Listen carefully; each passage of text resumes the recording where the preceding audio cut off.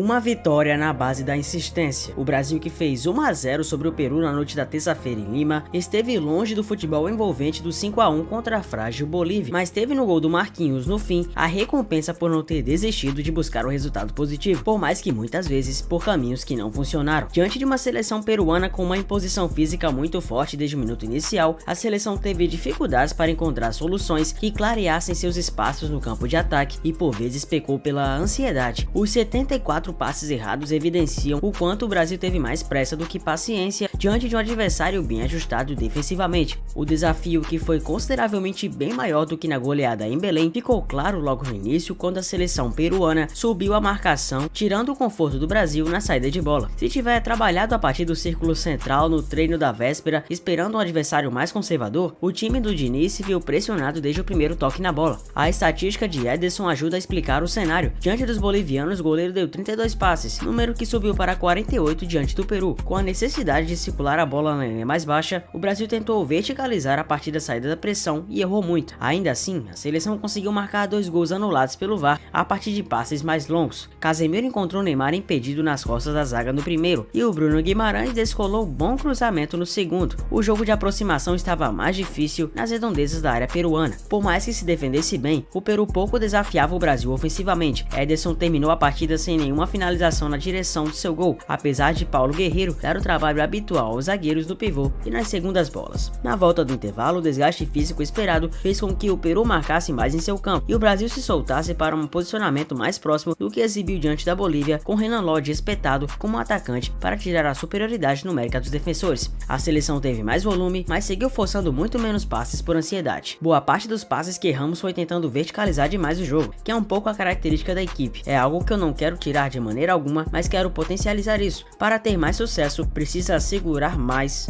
ter uma paciência agressiva. Os jogadores são hábeis e inteligentes, avaliou Fernando Diniz. O treinador, por sinal, demorou para trocar peças. Por mais que Gabriel Jesus, na vaga do Richarlison, tivesse dado maior mobilidade ao ataque e permitisse Neymar cair mais pelo lado esquerdo, foi a entrada de Gabriel Martinelli que indicou o caminho para a vitória. O atacante do Arsenal deu profundidade em um time que buscava muitas jogadas por dentro. Em lance individual, conseguiu o escanteio cobrado por Neymar para Marquinhos fazer o gol da vitória. Em atuação longe de ser brilhante, o Brasil foi persistente, buscou alternativas e venceu. Com 100% de aproveitamento, o próximo compromisso é diante da Venezuela, em Cuiabá, dia 12 de outubro, e depois o primeiro grande teste contra o Uruguai, dia 17, em Montevidéu. O próprio Diniz admitiu que a seleção brasileira cometeu muitos erros diante do Peru nessa terça-feira, mas lembrou que houve 2 gols anulados por impedimento e disse que a vitória por 1-0 fora de casa foi merecida. Em coletiva após a partida, Diniz afirmou que parte das dificuldades da seleção foi ocasionada pelas condições do gramado no Estádio Nacional do Peru. Eu fico satisfeito com o que apresentamos na soma dos 2 jogos. No jogo de hoje era uma atmosfera diferente de Belém. A equipe teve que fazer 3 gols para valer 1. Teve aquela margem mínima que demorou 8 minutos para não validar o gol. Não tivemos tanta fluência, estranhamos um pouco o gramado, o que facilitou a marcação, e tivemos mais erros na parte técnica do que normal.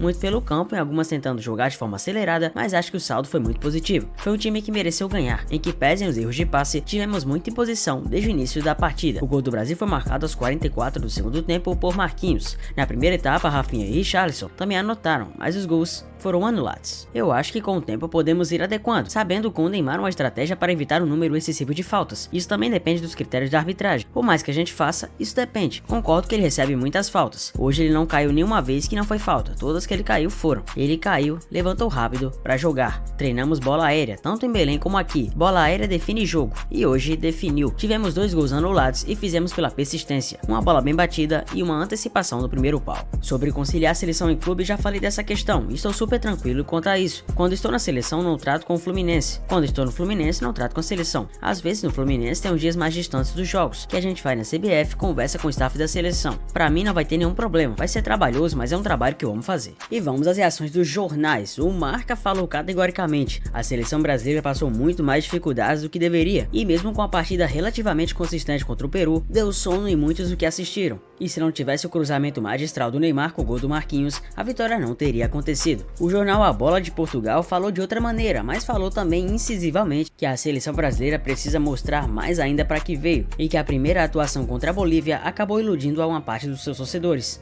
Nas palavras do próprio jornal, o Brasil precisa tomar cuidado com armadilhas que podem ser fatais, e muito por isso, precisa se atentar a momentos que podem ser cruciais em outras partes decisivas. e até inclusive relembrou o momento Tite, quando a seleção ganhava de pouco e passava por vários perrengues que acabaram custando caro a Copa do Mundo. Já o jornal Olé da Argentina colocou uma pulga atrás da orelha das pessoas e começou a perguntar: será mesmo que não há necessidade de Carlo Ancelotti assumir a seleção brasileira? Será que o próprio Fernando Diniz vai conseguir aguentar a bronca de treinar a seleção? Haja vista que a seleção fez uma grande partida primeira e a segunda não tão boa assim.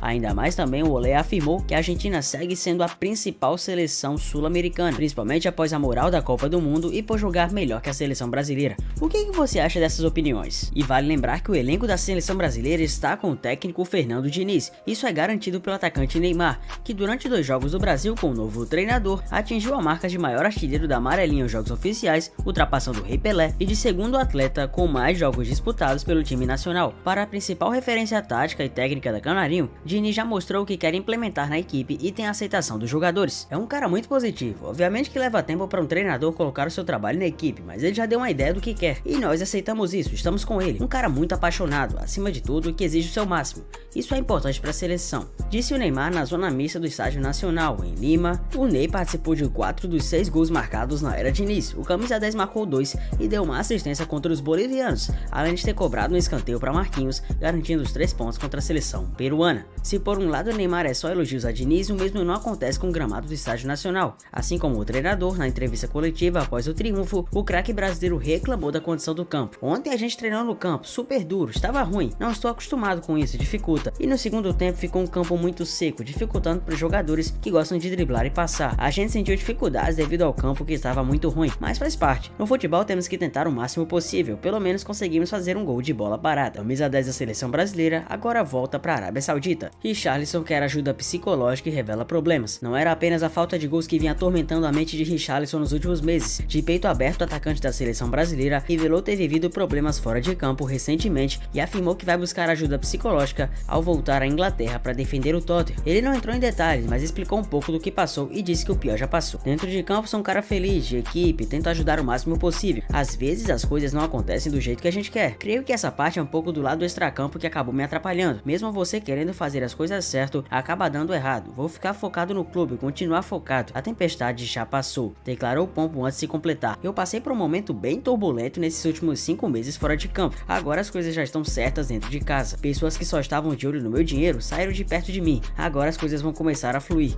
Tenho certeza que vou pegar uma sequência boa no Tottenham e fazer as coisas acontecerem novamente. Recentemente o Rick rompeu com o empresário Renato Velasco, que o acompanhava desde o início da carreira. O centroavante também viveu fase muito ruim em seu clube após retornar da Copa do Mundo. Na última sexta-feira o jogador chorou no banco de reservas da seleção após ter substituído no segundo tempo da goleada por 5-1 sobre a Bolívia. Aquele momento triste não foi nem por ter jogado mal. A meu ver, não fiz uma má partida em Belém. Foi mais um desabafo pelas coisas que vinham acontecendo fora de campo, que fugiram do controle não da minha parte, mas de pessoas que estavam perto de mim. E vou voltar para a Inglaterra, buscar ajuda psicológica de um psicólogo para trabalhar a mente. É isso, voltar mais forte. Creio que vou estar na próxima convocação. Vou trabalhar para isso. É pegar uma sequência boa no Tottenham. Essa semana vou sentar e conversar com eles. Preciso de uma sequência boa, pegar ritmo de jogo e chegar aqui bem. O camisa 9 da seleção chegou a marcar a vitória por 1-0 sobre o Peru, Lima, mas o gol foi anulado por impedimento. Eu fiz o gol, infelizmente não valeu. O que importa é que a equipe saia vitoriosa. Estou feliz de voltar a vestir a camisa da seleção. Está jogando feliz. É importante dar uma sequência boa no Tottenham. Essa fase ruim vai passar. Pô, que zica.